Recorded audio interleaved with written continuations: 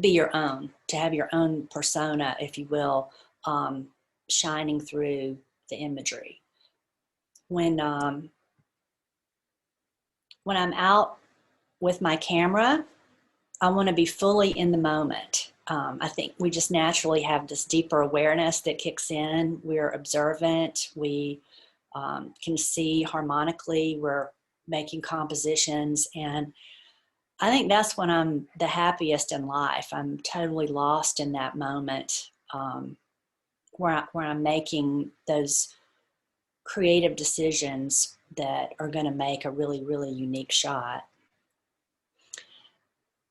Before I show you any images, I want to talk about how many images we see in a day. We're bombarded with so much stuff that's from outside of ourselves.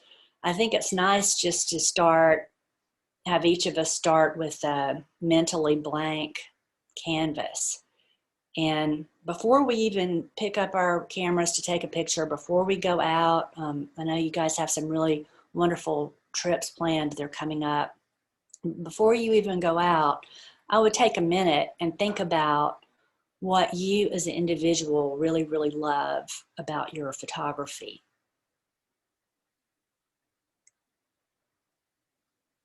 And the first thing to consider is your format. This is the 2:3 ratio. That's the size of 35 millimeter film, slide film,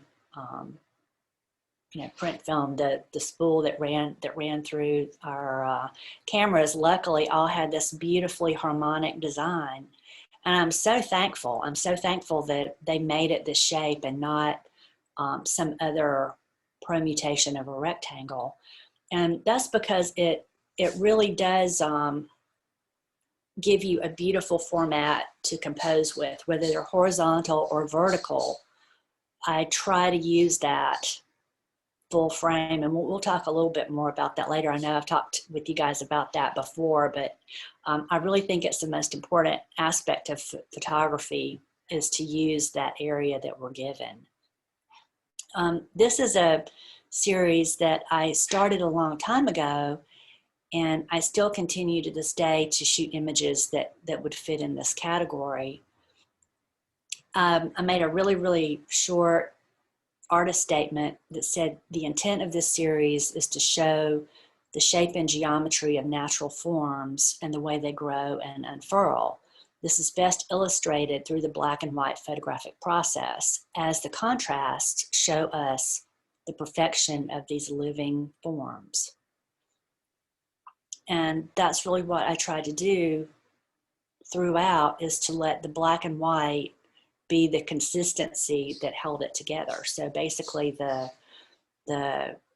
every image that will go into this series will always be black and white. Now I can have another one that's color, and I can have another that's sepia, or different tonalities. But for this one, when I show them, I want to have that consistency. I don't want to switch from color to black and white and get jarred out of that reverie of seeing things in this continuing series. And because I had more, I got to do this really cool project. When I started working with galleries and publishers and with some advertising people, if they found one of my shots that they really liked, they would always say, "Oh, wow, this is great. Do you have any more? Do you have any more?" So I learned to work in a series so that people would have options where they could design an interior space, or they could have a continuation of images that could be used together. So what they did was they printed these on these really, really big silk panels. So they were semi-transparent, and the models could walk in front of them and behind them. This was the background. And then some of the ones that were more intricate were in front. So it sort of made this layered effect. And so you could see people walking in front and behind, and it was really, really cool. So luckily, I had more than one that would fit together. And that's why I'm always saying, oh, if you have one shot you really like, do another one to match it, do another one, and so on. So back to our magical frame, it really is a harmonic area. Don't ignore it and try to compose full frame. And just by doing that, all of this magical stuff starts to happen. And when we're out in nature, the forms of nature are all built on these really divine proportions. So just by getting closer, getting the objects in your frame to fit kind of in those edges, this magical ratio kicks in, and your images are just beautiful right out of the camera. You don't have to crop, you don't have to after crop, big portions of your image away and lose pixels. Robin, can we ask questions? Oh, please. I love questions. Yes. Were those done with film or digital? These Claiborne, yes. These were done with film, Uh-huh. and it was 35 millimeter film, and that's why I could print them, really, really big at the time. Mm-hmm. But some of these were originally outside, and I know these are really tiny, forgive me, but these three were sort of like the series within the series, and it was windy. So I brought them inside and put them on a light table, so it was really, really flat, and I could sort of get the transparency of the leaves over each other, which is another thing why I think they liked it for the transparent part of the curtain, because it was so flat. So if you guys are outside and you're trying to do stuff like this and it's windy and you want to, get flowers or anything, all this stuff is going to be coming out in the spring, and bring it back inside and work on a light table or against a window, or have window light. That's really fun too, and then you don't have to worry about the wind blowing. But you can't do it at Mount Arabia with Generio, because those plants, those really cool rare plants that are out there, are protected and you can't remove them. So if it's okay to pick stuff and bring it in and have that control of having it inside, I think that's a really nice way to work. But Daryl, I did shoot those on film. As I continue that series, I'm shooting it in digital, and then I'm converting it in black and white to still match that tonality, so that it still fits together. Thanks. Thanks for asking. Please, y'all ask me questions. I love it. The other format is the square that I have really, really learned to love, and any permutation of the square. So as many squares as you can fit together, it's going to have that harmony. And if you're kind of saying, okay, well, I'm going to crop it and it's almost a square, when you look at it, it will be a little bit off. So, use your shift key or whatever when you draw a perfect square, to make sure that it really is equal on all sides.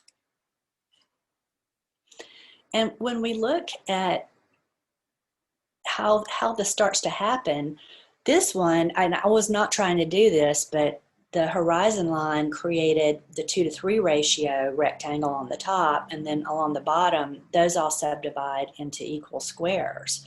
So, we're not going out saying, oh, I'm going to make this fit and have these proportions. Just as you start to think this way, it will naturally start to happen. Was that France? Yes. Yes. I hope we can go.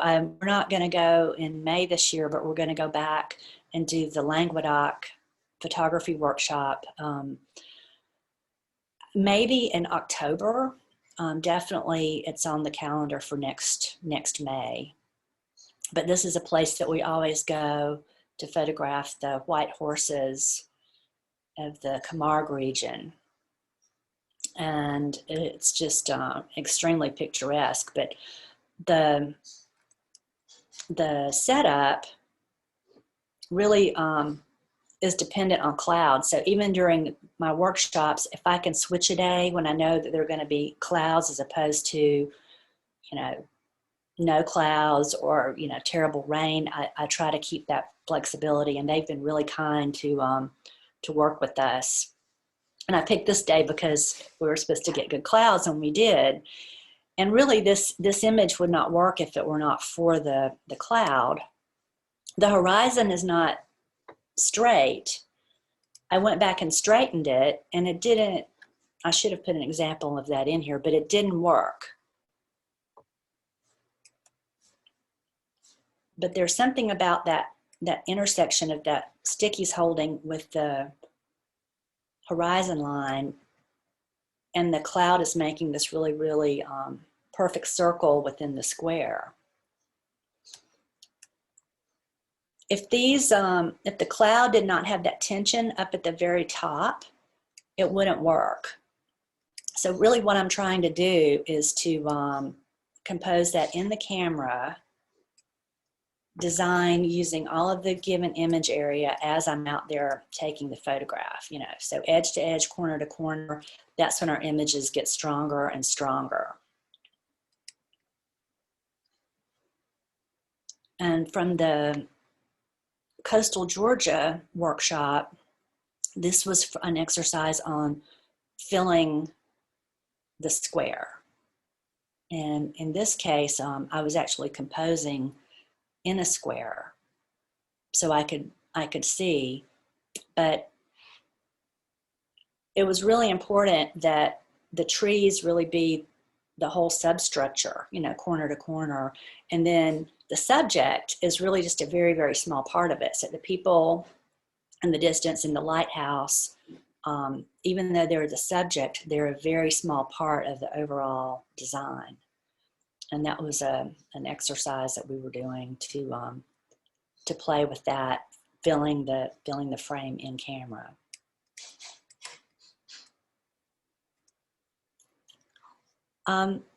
Clouds have this really eerie ability to mimic other things in the shot. And if you start to go back and look at clouds, and yes, you know, you can go back and see all these fantastic shapes there. But I find that they actually start to mimic what is in the photograph. So the one on the left, the sky is actually making all of the lines and shapes that we see in the landscape. And then in the formal garden on the right, if you look, that cloud looks like it's actually morphing into that foo dog statue in the background. And when I first saw it, it was so eerie, it kind of shocked me. And if you honor clouds and let that be an important part of your image, I think that that adds a whole other level of interest. When I look at cloudless, solid blue sky, then I feel like I need to go back and add some clouds. But then if the light sources and the type of clouds don't match the scene, it always looks a little bit strange to me. But I find that on days without any clouds, I tend to crop the entire sky out, or maybe just a sliver of the horizon line. But I just don't really want a solid blue expanse there unless there's some other reason, something else that's balancing it compositionally in the shot. And this one, it's the clouds. That's the subject.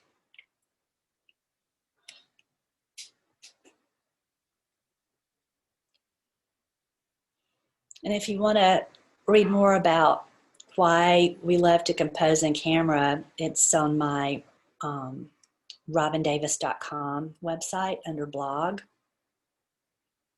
And it talks about the energetic moment when the shot is happening. And I think that when we look at each other's photographs and we really communicate with each other by showing our photographs to each other. And when you look at an image and you think, okay, I really get the energetic moment of this image. It was something that happened when you took it. And yes, it's wonderful to go back and do work in Photoshop and create and change things there. I do that all the time. But there's something about that spark, that actual moment when you take the image that that we feel. I mean, I know when I look at your work, which I love looking at all of you guys' photographs, I see that spark of you, of your real persona in it. And that's to me what really, really makes it interesting. Another thing that I was getting into in this talk was working in a series, and it's springtime.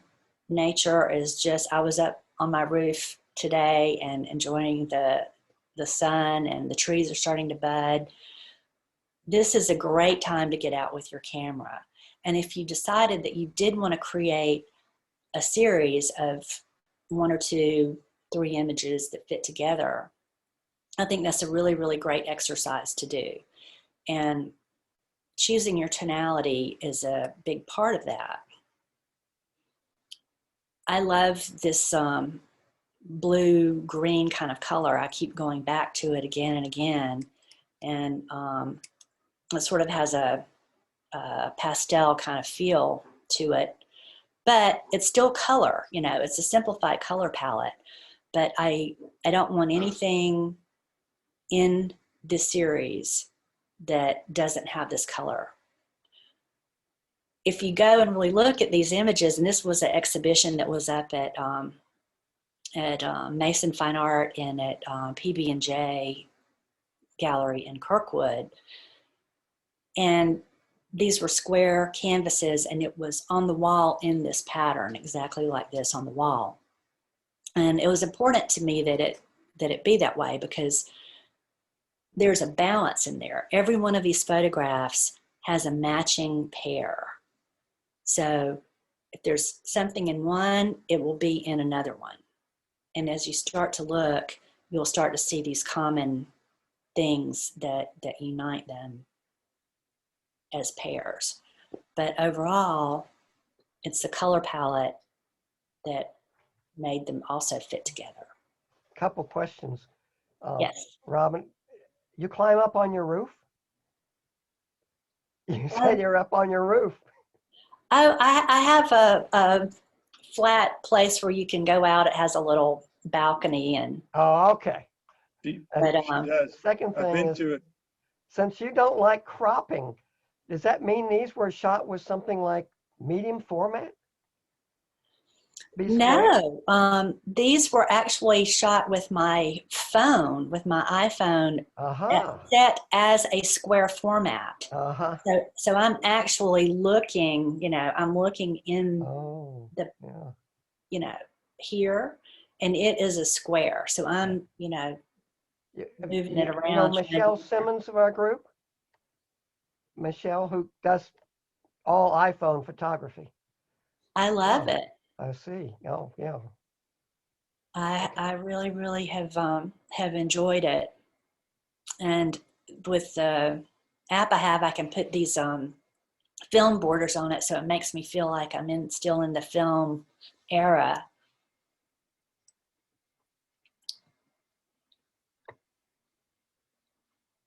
This is a series that I'm going to continue, and I hope to have more to show you guys, but I want to do these really simplified nature details in a pastel color range. So what I did was expose for the higher key spectrum. And in photography, next to composing in camera, I think the most control that we can have in our photographic practice for creativity is exposure. And sometimes I'll make things purposefully very dark, and sometimes I'll make them overly light. So to get these colors, I overexposed on a cloudy day. And I'm just starting to lose a little bit of detail in the highlights on the one on the left, I think. But if it was on a bright sunny day where there were really hot spots of light coming in, then that would blow out and be just areas of complete white. So to do this kind of tonality by intentionally overexposing, it really needs to be an even overcast day. Hey, Robin, you're not totally depending on capture in the camera to give you these pastels, are you? I mean, Yes. production plays a part in it, doesn't it? When you make it lighter, then it intentionally lighter, it gets these kind of groovy, trippy pastel colors. And it's this is with Fuji. I think I did this with the Fuji, but I had an old lens retrofitted on it, and the tonality was created by making it lighter than I normally would. And I normally make things overly dark, like this one. I intentionally made this too dark to get. Italy? Yes, yes. This is in Tuscany, near where we are based for the Italy workshops that I do every year. Well, not last year and this year, but Yeah. to So be back again soon. You had an old lens fit to a Fuji digital? Yes, yes. And I was very interested in hearing about your ideas with different lenses, the old portrait lens that you were talking about, and all of that. I am obsessed with putting old glass on modern digital cameras. We talked about that the last Saturday. Every Saturday, every second Saturday of the month, actually, we have a photo party, which is a discussion on different creative aspects of photography. And we looked at old lenses and what they will do. And a lot of them actually change the tone, the tonality of your, of your colors. And it doesn't look, normal. It doesn't look correct. But I had this real problem with digital where I was losing the mood and mystery of the kind of images that I wanted to take. And I found that the old lenses would give me a different color palette, and would also, there would be vignetting on the edges, on the corners would get darker, but it didn't bother me. I liked that lighter in the center effect. And this probably is two stops darker than what my camera would tell me the setting needed to be, right? So I can go back and make it darker later if I need to in Photoshop, of course, but there's something about, well, I don't know if I want to torture myself or what, but when I'm in the moment, I want to try to make as many effects happen as I can. And here's another example of that. These are two photographs taken on the same day at our coastal Georgia workshop. The one on the left, I wanted it to be the color of sand and have that sandy kind of sepia overall feel. But that's with a digital infrared camera, where the camera often had the sensor converted to infrared. But I also overexposed it to make it very light and airy. And then the image on the right is also infrared, and I made it very contrasty, and of course, converted that one to black and white. So depending on what you're doing, what you're making your camera do, you can get all of these really different extreme effects. Incidentally, Life Pixel, who does infrared conversions, has a very big sale on right now, 20% off. And that's who did mine.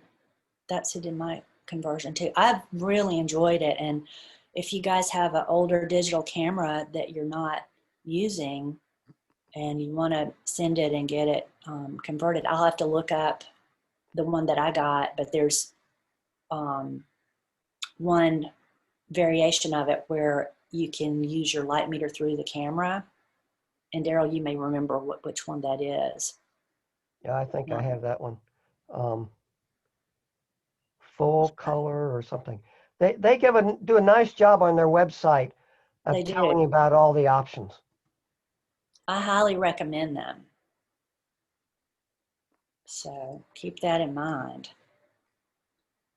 This was shot on Fuji slide film. And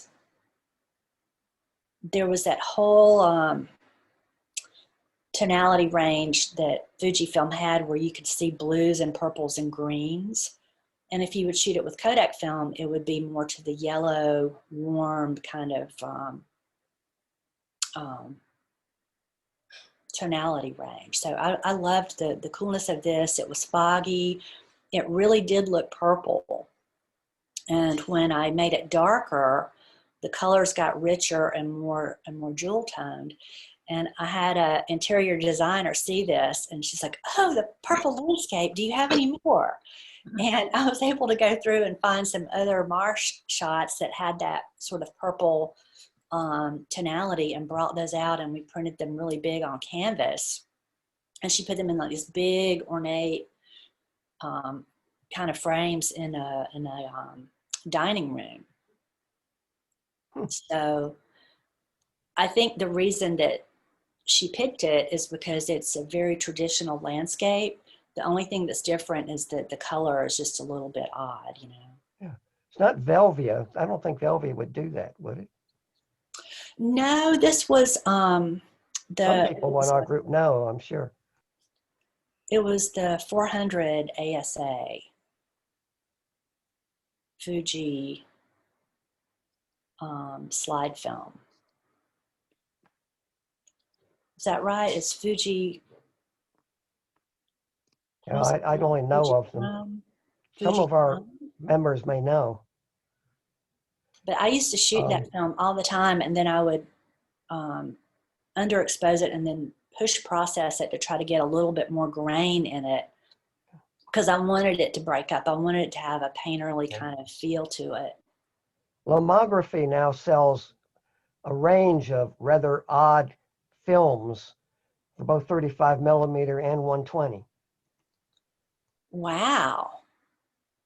I'm so happy to know that. You know, I still occasionally will find something that I was like, okay, this really deserves film, and I'll break it out.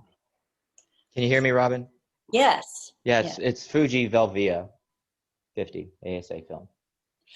This is the 400 ASA. Oh, okay, okay. Yeah, I would, but that would be 400. That'd be 400. There's a name for it. It's not Velvia. Velvia is with a 50 ASA.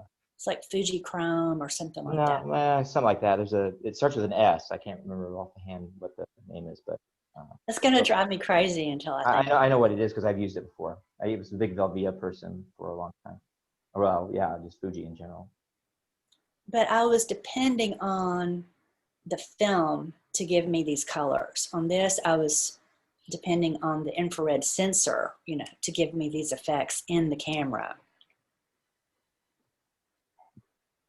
The other thing that's so wonderful about nature photography is that if there's a part that is not totally beautiful and you don't want to see it, you can blur it out by putting the focus where you want it and then letting the rest just disappear. So if there's a background, if there are some scraggledy bushes in the background that aren't beautiful, they go away, they magically disappear. And here I was very careful just to focus on the very, very, very tip of the image, you know, I mean, of the part that was closest to me. And I would focus as close as I could And then to get the focus right, I would just physically move in and out closer, you know, to my subject, back and forth, until I got the sharpness right where I wanted it. Here, there was a bunch of scraggly weeds in the foreground. So I back focused, and everything that was ugly in the foreground magically went away. And of course, you know, in Photoshop, you could go in and blur it if you wanted to. And again here, this is an Italian duck. I didn't want to see the weeds in the foreground, so I back focused, and the weeds in the foreground became sort of this, you know, blurred curtain that you're peeking through. This was also at just after sunset, so it was pretty dark, and that gave me that blue purple tonality naturally. So this was not enhanced. That's what it really looks like, because it was so so into the deep twilight. So in nature, I'm totally drawn to personal symbols. You know, I get into this almost meditative Zen-like state where I can see shapes and colors, and I'm truly in this reverie, you know, where I can see shapes that if I didn't have my camera, I don't think I would notice them, you know. But I think when you're out there walking around with your cameras, think about your personal symbols. There's a lot in nature that really speaks to me. And there's certain animals, like if you have an animal that you really like, you know, they will appear.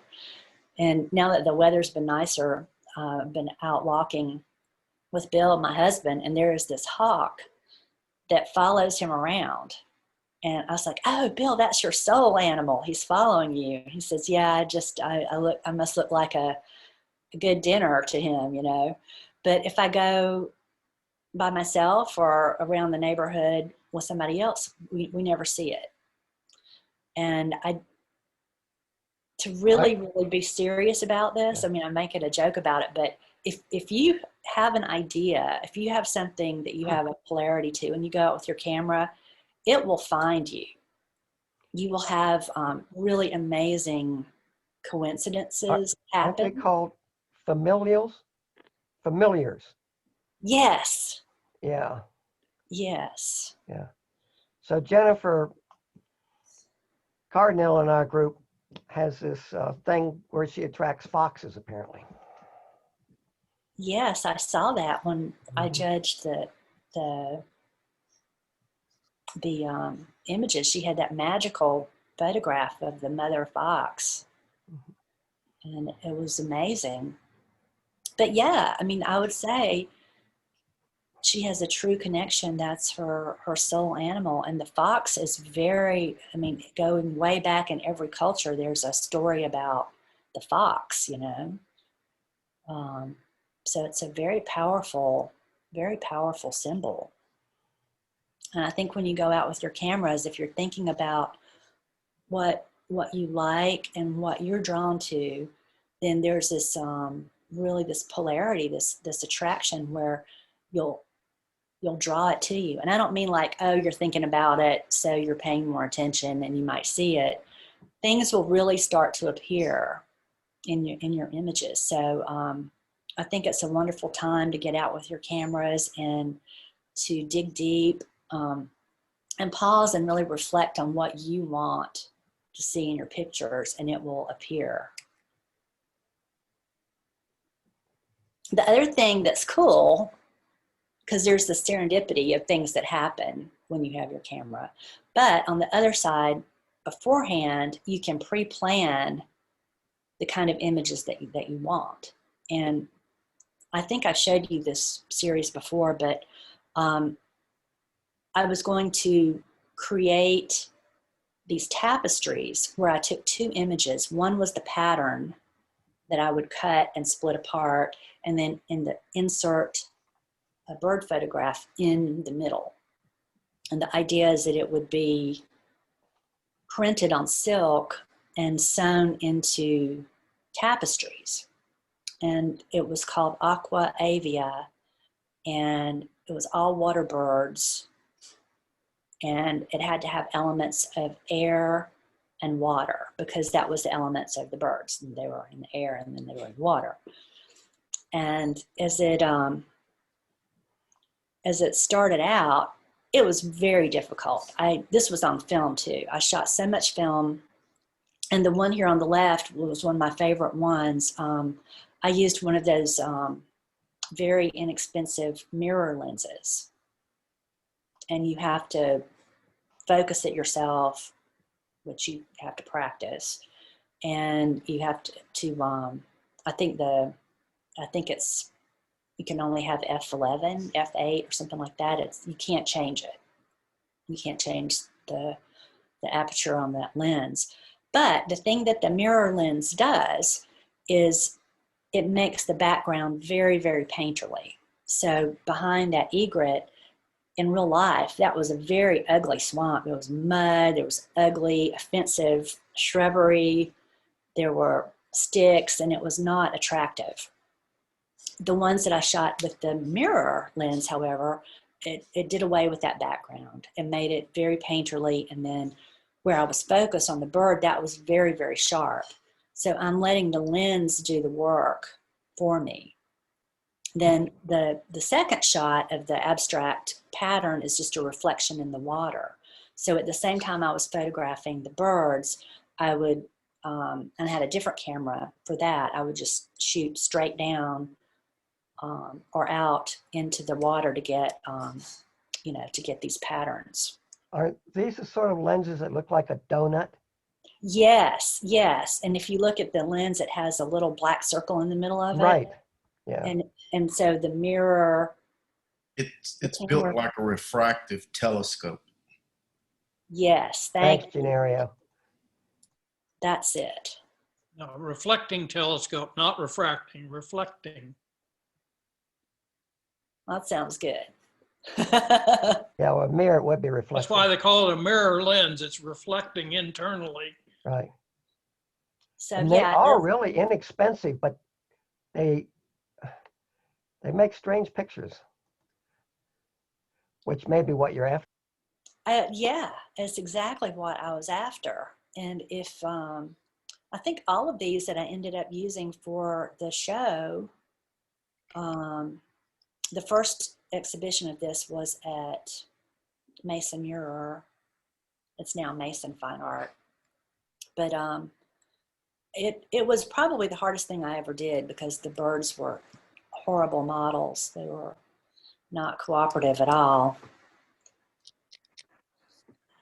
But I knew that I was going to print it on silk. That was one of the things I knew up front. So if you're thinking about experimenting with printing on glass or wood or metal or tile, I have a piece outside that I printed on tile that can stay outside in the weather, or you could even put it in your shower if you wanted to make a photograph that you could, grout into your shower. You could do that, and it's very permanent. It's not supposed to deteriorate for 500 years. Robin, Yes. is there anybody who's used fracture to print on glass? No, what is it? It's advertised on television now. It's advertised all over the place. It's printing on glass, and I don't know if I know some people have printed on glass here, but I don't know anybody that's used fracture. I'm just curious about it.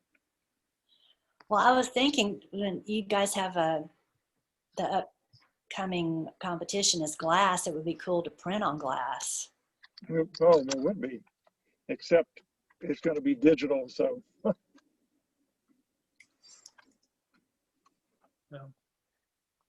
I have a sister who lives Robin, have you done anything with backlit photo material The old one was Kodak Duratrans, and the new one is Fuji. The current one is Fuji backlit film. Do you know anything about either one? Do you use either one? I have not used either of those where I have printed on it. If you look at this one, the girl up here that's on glass, this was like a plexi that was part of an installation that was backlit. And Color Chrome printed that for me. They were big, and they were, like windows. But it was a hard, it was hard, it was like a piece of plexiglass. Yes, yes. Well, I'm interested in doing some work. I've been in touch with Color Chrome. Thank goodness they're here because nobody else does it. Anyway, I'm interested in some things with small light boxes with my picture done on the special material for backlighting. You can't do it with a paper print because the paper texture shows through and the density of the dyes and so on is wrong. Mm-hmm. I've had wonderful luck with Color Chrome, and even if I was printing on a different surface, I would make a print on paper. I mean, if it was something that I could print myself, I would just make a small one and say, I know you're printing on a different surface, but I hope to have this tonality, I want the colors to kind of look like this. And they've been good at making adjustments to, even though it was on a different surface, to still keep the colors and the contrast and things that I wanted. So I've had really good luck working with them. And the other stuff that you were talking about, the other products, I have not used them, but I think it's a great thing. Even if you just make small little test prints first, that's been a great way to try different methods, and then then you can pick the one you like the best. So Color The Chrome backlit things I'm talking about have been used for many years in commercial displays in stores and so on, and seldom used as art. The Duratran. Duratrans was Kodak's trade name. It was a wet process color negative material that had a diffusion white plexi plastic base, not a paper base. It was flexible, but it was intentionally a diffusion base so the patterns of the light wouldn't show through. It would even up the illumination from the backside of the emulsion. Anyway, Kodak doesn't make anything anymore, but they certainly don't make that. But Fuji makes something similar. So Color Chrome is a company? Yeah, Color Chrome Atlanta. It's the biggest printing lab you've ever seen. They do things like scenery for theater. They do things like these fabrics that can be stretch fitted onto buses and automobiles. Oh. And anything small or large, but anything commercial using a graphic printing technique, they can do it. But again, most of their business is commercial. I was trying to go back and see. They actually used this series, Color Chrome did, to this nature series to print on different materials. So, and I'll have to get it and show it to you guys. And hopefully we can get together soon because it's really cool to see in person. But they made a box of these images printed on glass, mirror, metal, wood, plexi, the Duratran material that you're talking about, and it was great for me because I got to see, firsthand what it all looks like. But they made it into a box for clients, where they could show different, different printing different printing processes, but this was made into a backlit thing like you're talking about. And they may still have it there. This was before they moved to their new location that's farther out from where they used to be. But I've had a wonderful time working with them. And this series, John Dean at Dean Imaging printed the really big ones. I was able to print a smaller version, but the really, really giant ones that you see here, Dean Imaging printed those for me. So if you guys ever have a question about how you think you want something to look and what material you want it on, you know, I'd be happy to talk to you. But the trick was, if I knew ahead of time that I was going to print on metal, then I'm going to make it more contrasty, because the metal is gray. The metal is not white like a sheet of paper. So I need to have more contrast, or it's going to look washed out, because it's really like you're printing on a gray, a gray sheet. I've had prints put on aluminum where they put a white on first, and that helps get rid of that problem. And this one here on the right, that had the whiter, we did that with the white on the metal first, and that worked a lot better. The one on the left looked fine, but it didn't have as much, And I think once you start playing with it, that's when you start to make all these different really fun decisions. It's always a trial and error for me, but eventually you figure it out. And what are the lenses here? This was an old Nikon zoom lens that I had forgotten I had. I mean, it was not valuable at all. And I got a Metabones adapter so that I could put it on a different camera. So actually, I've got it backwards. This was a Canon lens, and I put it on a mount so I could put it on a Nikon digital camera. And when it was zoomed all the way out, and you had to get the angle just right or it wouldn't do this, but there would be a moment where the surface of the water, the ripples on the surface of the water, and the reflection would fuse like a piece of stained glass. And if it was too far out, like if you weren't kind of down over it, it would lose that quality. And I was being very, very careful to crop out any, limb or anything of like a real tree or a real bush.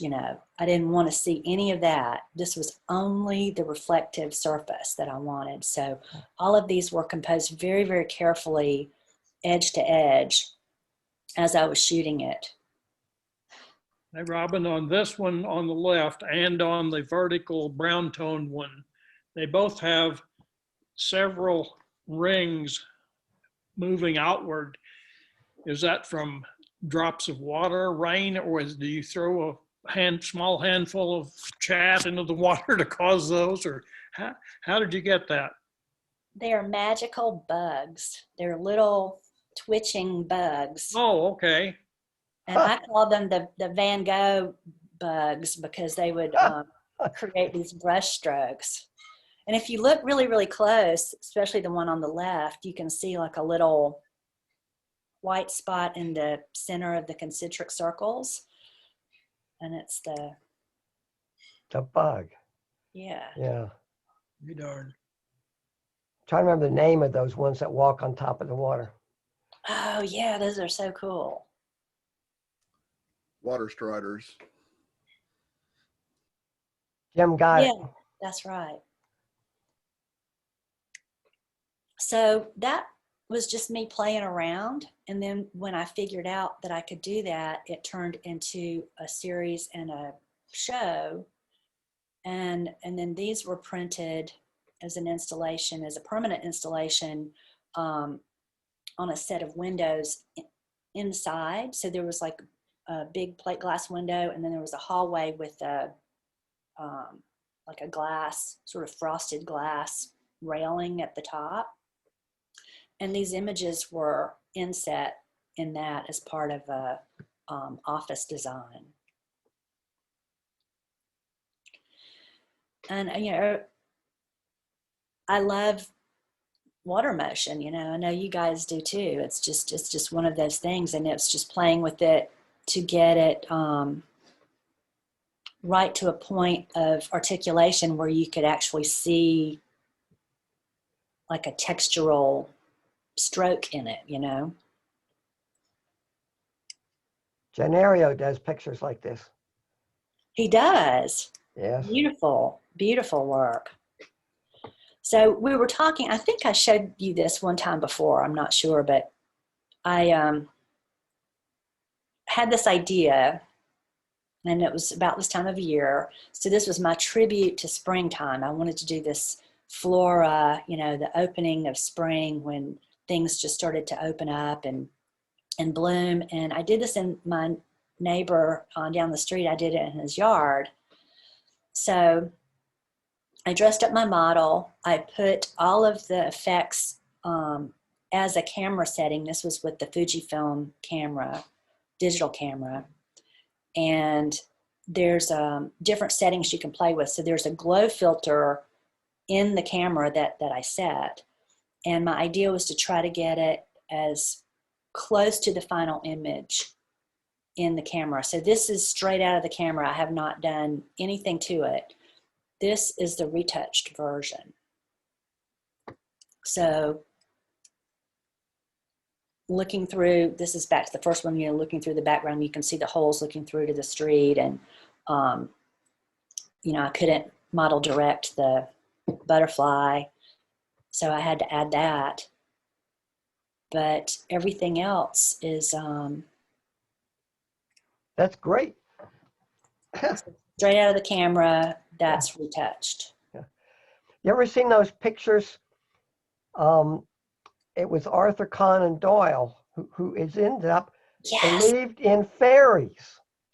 There was a thing in England at the turn of the last century where they believed in, and these girls made fake photos and successfully passed them off to all kinds of important people as photos of fairies in their garden. They look kind of like this, but nowhere near as colorful. They did, and that's probably, subconsciously influencing me for sure. But the idea was that photography was a science. It was a technique. It was reality. So if you had a picture of a fairy and it was a photograph, then it had to be real. And part of that was, from the belief of the day that that photography was a vehicle for recording what was really there. Yes. It's a fascinating story.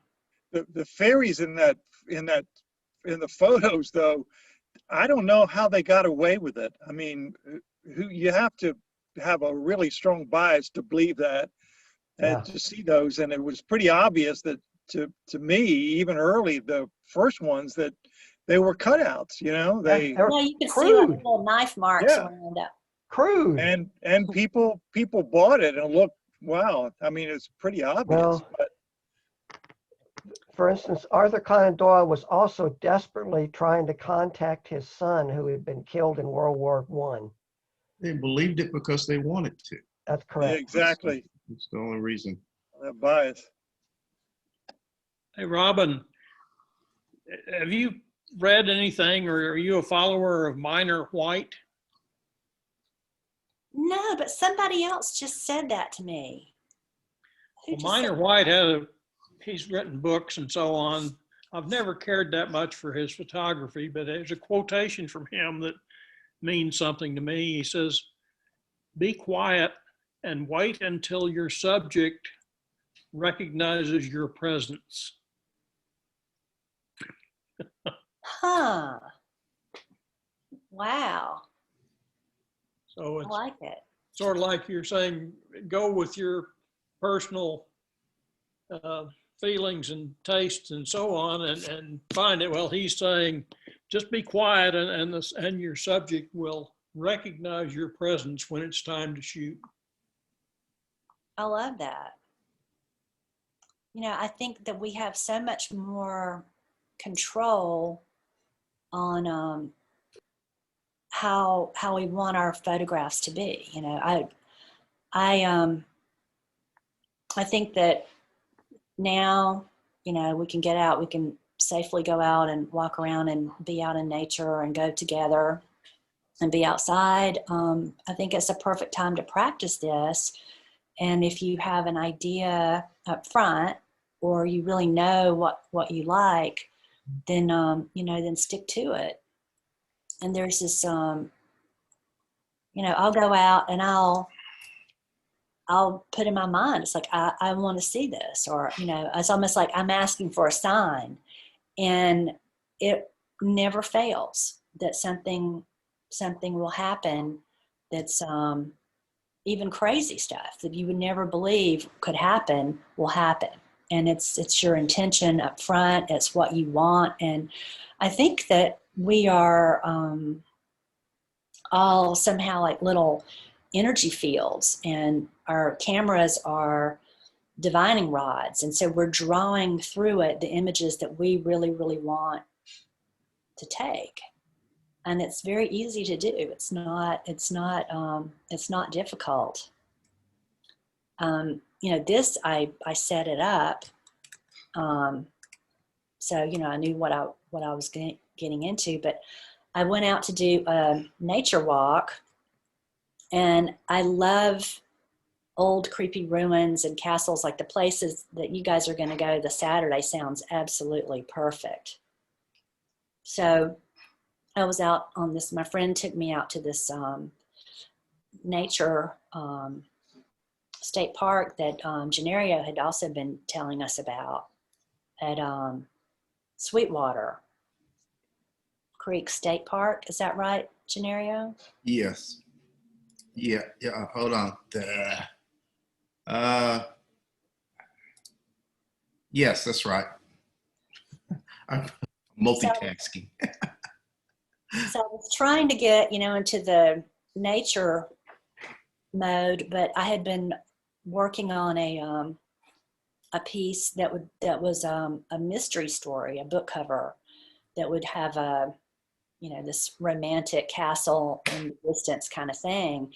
And when we came around and I saw this, I was just like, oh my gosh, I can't believe it. You know, that's moody, that's creepy, that's perfect for me, you know.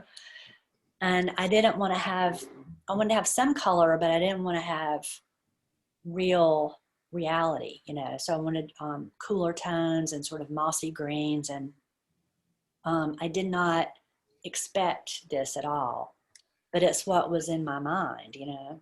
And I had no idea. I didn't know this mill was out there. There's another place that you can shoot that from, and there's several places you can shoot that from and get different look pictures of that mill. And if you don't mind a hike, I can take people. I plan on taking people out there probably in April, but it's probably my favorite park. I go out there all the time, and if you didn't know, that's where they filmed part of the third Hunger Game movie, right there at that mill. I did not know that. I did not know that. That mill was a place where Confederate military uniforms were manufactured, and the Union Army captured the place and burned it down. And that's why it's a ruin, but it was a clothing factory on the creek, and they built chain link fences around it to keep people from destroying it. And Genario has some pictures where he has removed the chain link fence by using content-aware fill, I think. Isn't that right, Genario? Yes. That's what I was going to talk about. Yeah, you can remove the content-aware fill. Yeah, right down there at the bottom, it'll get rid of that. That's what I was going to tell you guys, is that, you know, you see these really, really romantic scenes and light. And I was, you know, generally I would have more weight at the bottom of this anyway, but yeah, there's that terrible fence, and there's nothing is a bigger mood killer than a chain link fence, and offensive shrubbery. Well, people would come out there and they would steal the bricks and write graffiti on the walls. And when I first started going there, there was no fence. And the fence is something they had to put up because people were stealing bricks out of the place and stuff. So yeah, if you go out there late at night, I mean, not late at night, but if you go out there right at sunset, probably a half hour before sunset or so, the way the sun sets, the top half of the trees on the other side of the river are all orange. Ooh. So it's almost like somebody took an orange brush and just painted the top of the tree, that top portions of the trees all orange, and the rest is in shadow. So cool. You go out there at the right time. Well, that's actually another thing that I was going to tell you guys about. If you find a scene or a setting that you like, go back early morning, late afternoon, different times of day, overcast day, and, you know, really work it and let the natural light do what it's going to do, you know. I went back to this later in the day to get more of a moody feel, and I was standing on my toes, I was holding the camera up and tilting it down and trying to compose like that when I couldn't really see, to try to get rid of the fence, and that was the best I could do. So I just, in the second one you can see, I just cloned it out with the content aware. See, that's with the fence, without. You see it? Mm-hmm. There's the fence, there it's gone. Yeah, I think the way, this is a technical thing, that I was just working today with content aware. I love that It's ability. magical. Magic. And I think the way they do it is your computer's not doing it. I think it's going over the net, and a supercomputer at Adobe is doing the job. No. They do that. I don't think so. I don't think so. They have. I know they have one app. Adobe has one application that they send over the net, and that's when if you got excessive camera shake in an image, and it's a great image, but it's got excessive camera shake, and you want it sharp, you can actually send it over. It actually goes over the net to their supercomputers, and it does its magic and sends it, pulls it back, and it's cleaned up and it's not shaking anymore.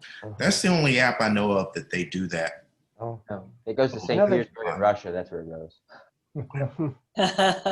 so yeah, I used it today, and one of the things I sent to Elsie, and I was just amazed at what it did. It's very cool. Robin, that's a lovely image. Thank you. Anyway, Oh, Where is it? That's not that mill, is it? Sweetwater. that's it's Oh, it is? that same place. That, Oh, and okay. that's looking down. So I was so happy, and I'm always trying to photograph architecture and get the trees, the tree trunks, the architecture to separate. You know, in this case, it's the light that's causing it, you know, because the dark tree against the light part of the building and against the light part of the clouds, you know, that tree coming forward, you know, in some ways works. And it's weird because it's right there. It's making the whole left side of the photograph a square. I just realized that, you know. But when you start to look at architecture, it's really hard to get it to separate from the trees. And this is a fountain that's in Cortona in the park. And I had tried for, oh gosh, I don't know, how long have I been going there? Over 30 years to photograph this fountain. And I could never photograph it because it's in the shade and the statue forms would get lost against the tree. The only way I could do it was with infrared. I see. Yeah. And that made the leaves light. And then for the first time, I could see the shape of it. So it took me 30 years to actually get a photograph of that fountain. But I kept at it, you know. And one other thing to add is that a photograph can have softness and still be sharp, or it can be sharp and still have a softness because it has not been over sharpened. And I'm very careful, even though this has been sharpened maybe a little bit, I'm very, very careful to not get that hard white line on the horizon. And even if I have to go back and if I am going to sharpen anything, I will lasso that horizon line so that it does not become that hard, harsh, you know, white artifact along the horizon. When you look at landscapes, when you look at paintings, as things get further back in the distance, they get cooler and lighter and softer. And it's called atmospheric perspective. And I really want to keep that in my photographs and not have that horizon line get, you know, get worked. So either you had models or you figured out time travel. I have tried and tried to figure out time travel. So the only way I can do it successfully is through my photographs. And those are some friends of mine that I dressed up in Victorian itchy outfits and made them run around on the beach, and I tormented and tortured them for this photograph. So yeah. Does anybody else see on the right-hand dead tree snag a totem pole with a bird figure at the bottom of it? Yeah. Yes. Looks like a crow. Looks like a big crow. Oh, look. Huh. I do. With very long wings. Yeah, well, anyway, just sort of like a totem pole figure from the Pacific Northwest with a big beak coming out of it. Yeah. Oh, wow. I never noticed that before. That's so cool. Where do you get your costumes from?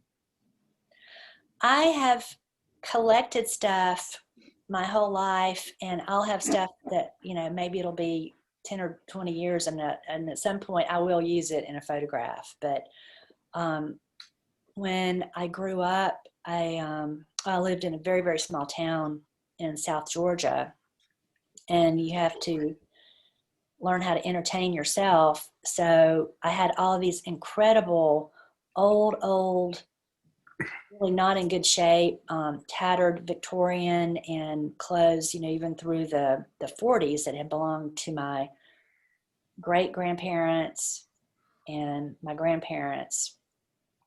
And Okay. I loved them.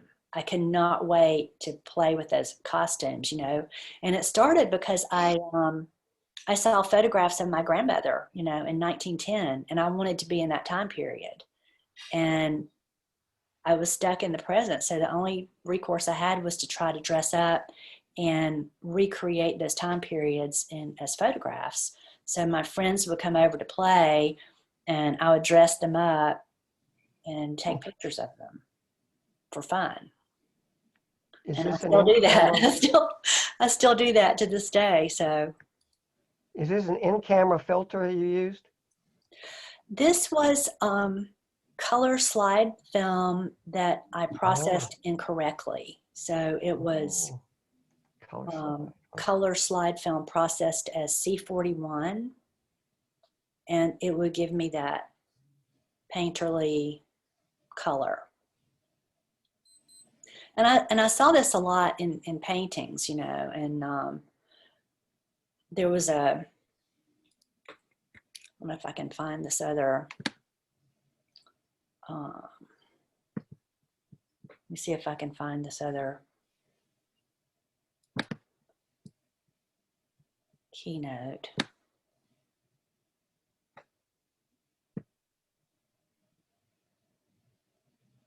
This was from a radio show that I was on Sunday night.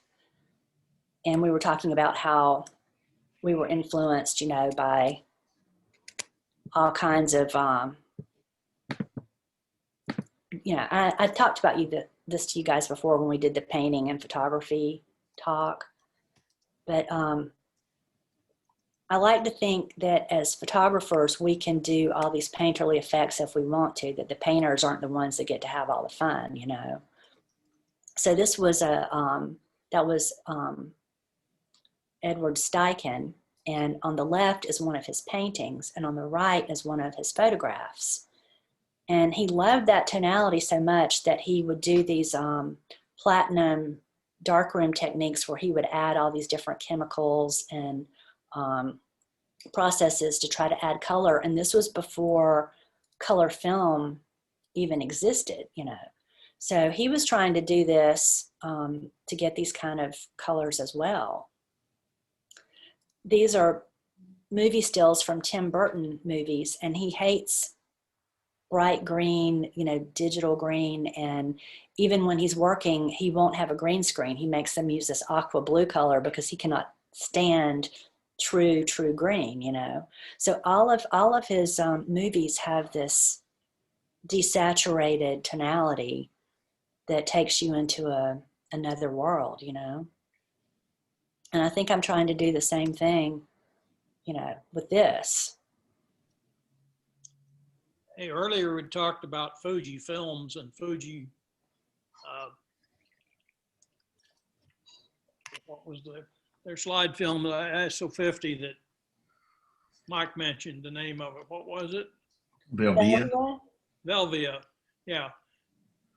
I sort of like some things I saw other people do with Velvia. I always hated anything I did with it, so I didn't use it much. But it had the strangest distorted green to it. It made grass look like the fake grass that you buy in a dime store to go in a Easter egg basket for an Easter egg hunt. It did. That was their rendition of green grass, was that.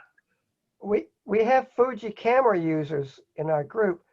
I think here tonight, don't they have emulations of those films built into the Fuji cameras?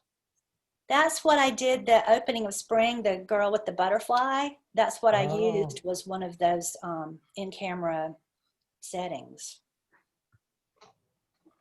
It'll only shoot as a JPEG, but because you know it's putting an effect on it in the camera. But it's a lot of fun to play with those. I love those. But here's the picture of my grandmother in 1910 with her outfit. So and the first time I saw that as a child, it's like, okay, I want to time travel. That's, you know, that's my era. And that's when I started dressing up and dressing other people up in old clothes. Now, is that your grandmother? Is that right? Or Yes. What year was she born? 1900. Oh, my grandmother, my mom's side was born 1903. So yeah, she became a nurse because of the pandemic of 1918. Wow. Just curious Robin, how close it was. Has anyone told you you look like her? All the time. Yeah, with your short hair now, and she's got her hair pulled back. Yeah. Wow. Yeah, she was very cool. She was wonderful, absolutely, and very funny. And she lived to be 100. So she had 90 years to go after those pictures. Yes. Yes. And one other thing, I think we talked about this before, but there was an old film, the very first color film, I think, was called Autochrome. And this is a photograph from 1910, and it's a color real photograph. It's not a painting, you know, it hasn't, it hasn't been manipulated. It's just the effect of that early film. Now, autochrome was a very interesting process. They used potato starches because they had a consistent grain size. and they would dye some of them cyan, some of them magenta, and some of them yellow, and which were the negative colors, and mix them and put them in the emulsion. And when they were developed and processed correctly, you'd get these faint colors. But anyway, the color came from dyed potato starch. I did not know that. That is fascinating. Wow. Would it degrade, Don? Would they degrade readily? I don't know, probably. This looks like Monet in his garden, huh? Anything biological will rot over time. Well, there were several early color processes. The history of color photography is quite an interesting thing. Well, I think that these photographs dictated the color palette that he actually used in the famous paintings. These are his paintings. And I think that Monet used colors similar to these photographs, don't you? Could be. Look at that. We have a great collection of Monets here in Chicago at the Art Institute. And there's actually a Monet exhibit, a special one up now. Oh, wow. Exhibit during the pandemic. Have you been? Sure. I live right across the street now from it. Wow. Oh, I would love to see that. How Yeah. amazing is that? Yeah. They have, I think, 6 or 9 of his haystack pictures. You know, the ones where he's trying to capture different light, different seasons and all that kind of stuff. Yeah. Plus his gardens. Yeah. And these colors. Definitely. Well, when I saw that, you know, I could get these kind of limited color palettes by either using in-camera settings or different kinds of film, processing film wrong. I'll even put, you know, the old color filters that you had for film, warming filters or, you know, blue filters. You can actually put them and shoot through that just to play around if you want to. Of course, I know you can do anything in Photoshop, and I have to work in Photoshop so much for, you know, for my work. And I love it. I absolutely love it. But if I can do it in camera, if I feel like I've tricked my camera to do an effect, then I'm extra happy, you know? Robin, I think it's really interesting you're showing us your tonalities, because when I get pictures that might come out like that, I always think, you know, it's wrong. And I think also with judging, some of the times that we hear feedback in our competitions, we're asked to correct for things like that. And so I'm really happy to see that you've done this and the way you go about it, and that you like those colors and those differences.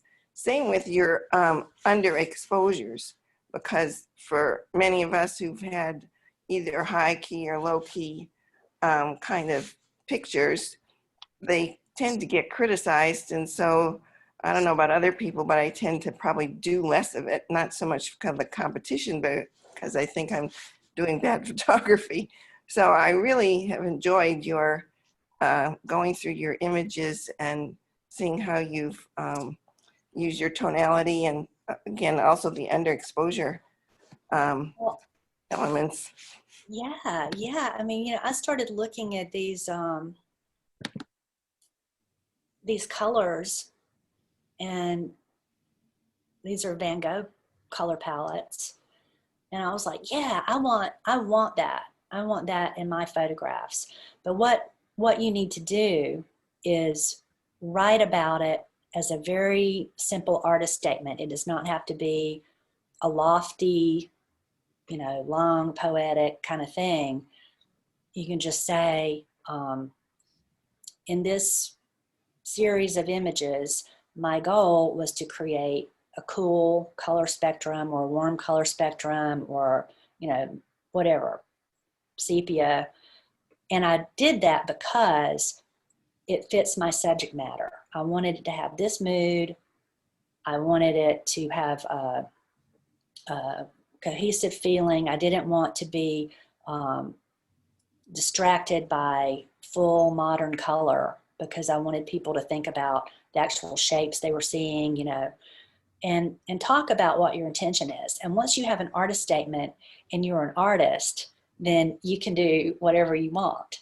And yes, there is correct color, there's color of reality, there's correct exposure where you can get really strong detail in the highlights and the shadows, you know, where you expose for detail in the shadows. I'm trying to do away with detail. So if I can overexpose and close up a bunch of ugly detail in a shadow and it just goes away, then I'm very, very happy. You know, I've had people try to print this piece, you know, and they said, oh, it's horrible. Your blacks are all closed up. I tried and I could not get any detail to come in her hair. And I said, well, I painted it black, you know, and it's a, you know, a whole dark cutout kind of shadow thing that I created. So, you know, you could try till doomsday and you're never going to get any detail in there. But Robin, I wanted it to be solid black, you know. Robin, can you hear me? Yes. This is a caricature. Who says you need detail? She kind of represents a character, not so much an actual detailed person. It's a caricature, so it kind of fits. It's a graphic design. Right, that's what I mean. So I'm not sure the detail in the hair matters. I like it the way it is. So. And for, you know, this was a curtain, and I tilted the camera. I mean, really, this is more vertical. And then this was a projection. I took a photograph of an old 1920s powder box. The top of it, it had this really cool Art Deco pattern. And then I projected it on the background. So this is a real curtain.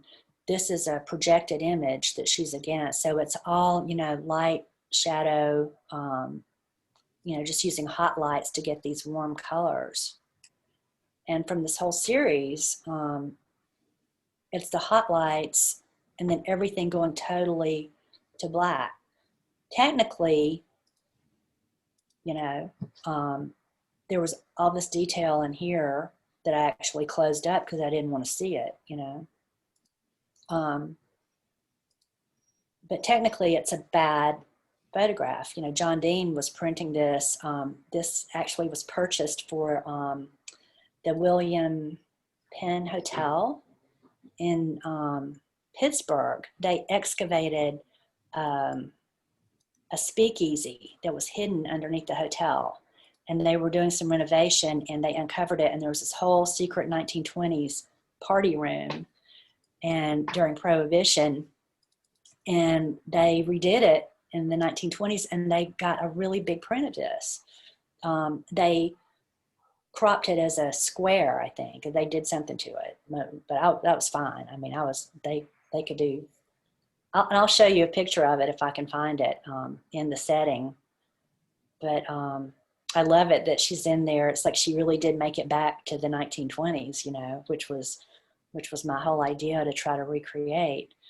But when he was trying to print it, he was saying, oh, this is not good. There's no detail in her hair. But, you know, in here, there's no detail in the background. It goes to solid black. But that was my intention. So it's technically not right, but it's what I wanted. Where'd you get the That's a swan? wonderful image. That is a really great image there. Where'd you get the swan? They were also from the 1920s. They had been, there were 3, and they were pets at this estate. And there was a terrible storm, and they were their pet swans, and they were frozen in the lake. And they were so upset that they had them stuffed. And there's 3 of them, you know, and they're sort of in a grouping, you know. So how did you find this? You know, if you think about stuffed swans, they just have a way of finding you in life. Right? If you think of a stuffed swan, then you know one will appear magically, and you can photograph it. If you think of them, they true. will come. And there's a story. You know, I'm talking about synchronicity. Each one of these women in the series turned out to really be that character in real life. So Athena is an industrial designer, and Athena is the goddess that made things to help mankind. Justice, and I actually knew her. We were friends at University of Georgia. We were in art classes together, but I didn't do this photograph of her until she had moved to Atlanta.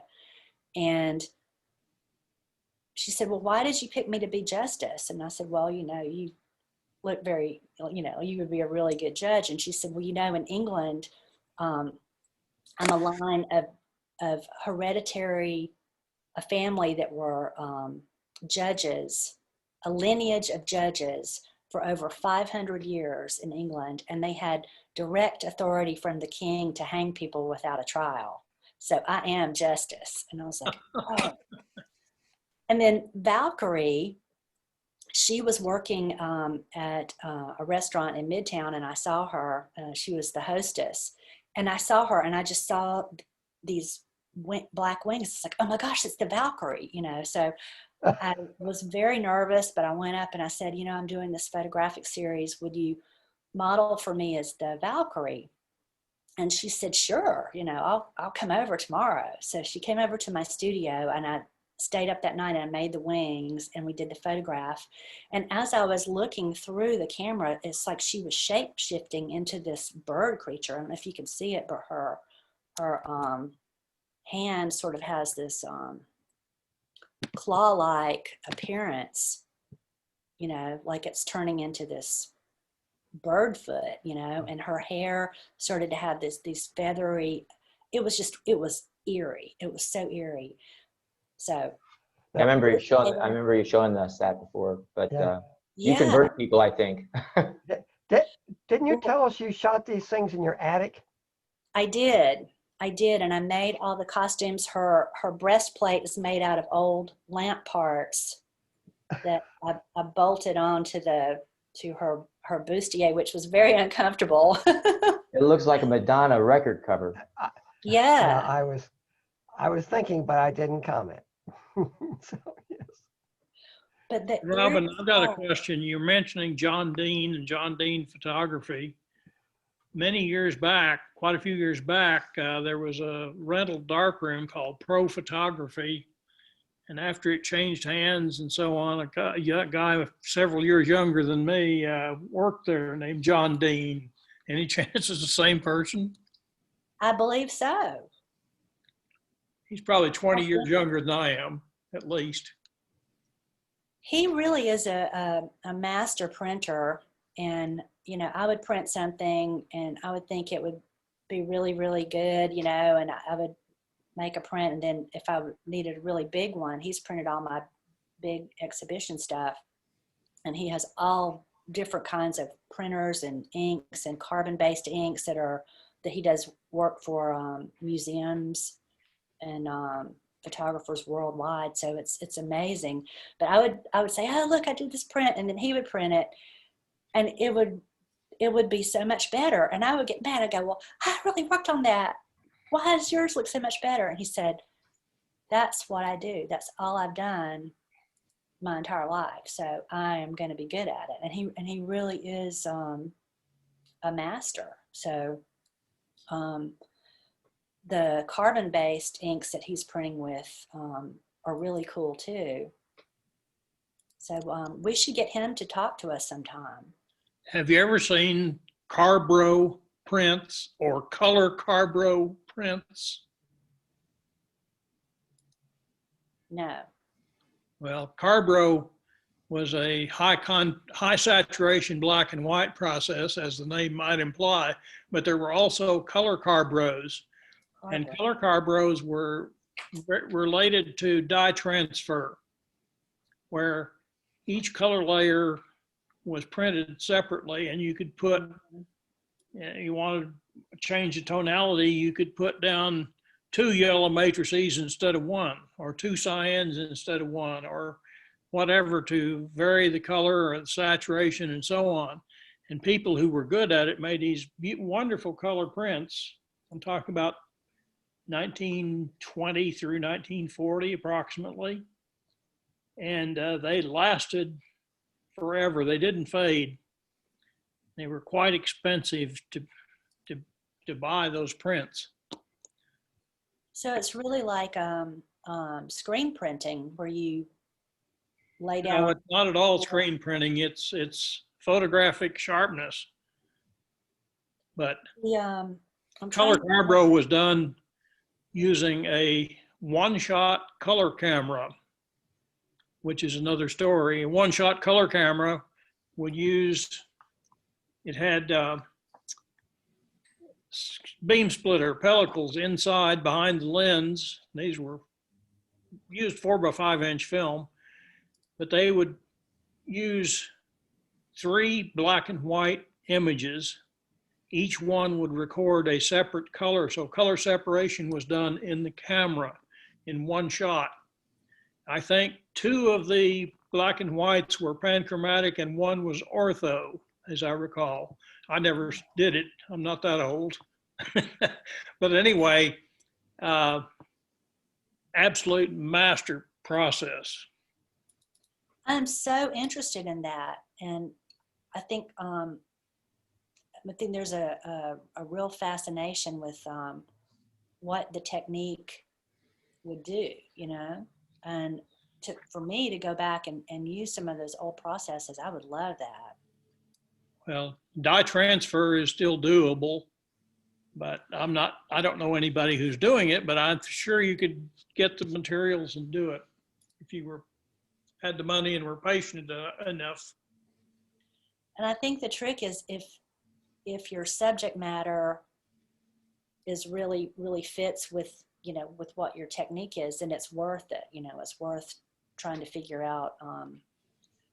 Yeah. You know, you could do dye transfers by using a color separation process from a transparency. Just like color transparencies ran through a separation house to generate printing negatives and printing plates for color printing with inks for catalogs, magazines, posters, etc. Well, it was color separation was a step between the transparency and the printing plates. But I digress.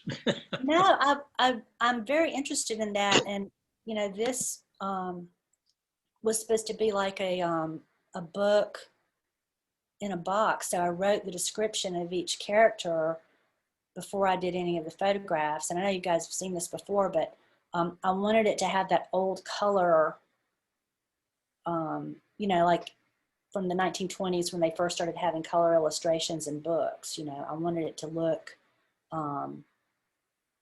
soft like that. So the printing process was on a paper to kind of give it that feel, you know. Ever heard of a photographer named Paul Outerbridge? Yeah. Well, Paul Outerbridge, I think he was a kinky person and his photography was awful to my thinking, but he was quite good at dye transfer printing and color Carbro. He was a master at color Carbro also. So if you look up Paul Outerbridge, you can probably see some examples of his work in those genres. I'm going to look all that up. I mean, that's just so really interesting. But, you know, and here I wrote, oh, here's my hand modeling debut. Look. Ooh la la. But what I was saying, you know, if you want to have an excuse, this is the artist statement for that whole piece. So if you write down your intention and you're saying, I meant to do this, I meant to, you know, overexpose and blow out my highlights, or I meant to do this, or I meant to make the color weird, you know, because it fits my subject matter. This is the story I'm telling. This is my personal symbolism. This is how I want it to look. And that gives you total creative freedom to do, you know, whatever you want. Some of And those colors that you used also look like when Polaroid film gets old. Do you know what I mean? Do you remember yes, some of the older pictures? They get that kind of greenish, or sometimes that more gold look as the paper ages, or the yeah, image yeah, ages. I love that. I love that. And, you know, lens flare and that's supposed to be bad, and light leaks around the edges, you know, anything that speaks to, you know, the reality of, you know, what it's made of. I wanted this to have torn edges, you know, like the old books that don't have the perfectly cut edge. I made sure that my paper all the way around was rough. And when I framed them, I floated it so that you could see the edge of the paper all the way around, so it looked like a page from a book, from an old book, you know, that didn't have perfect trimmed edges. It's called a deckled edge. Yes. And they used to tear the paper along a sharp ruler type thing, you know, instead of cutting it, it was torn. It was actually torn. And I did Oh, that. a ripper. I used to have a ripper. I may still have a ripper somewhere. Yeah. So that edge right there, that's what I did. I tore it on a metal straight edge to get that. And I also rounded the corners because I ultimately, when this was floated in a frame, the frame had rounded corners like that too. So, you know, I've really obsessed over every detail of what I've done. And I even think about how is it going to be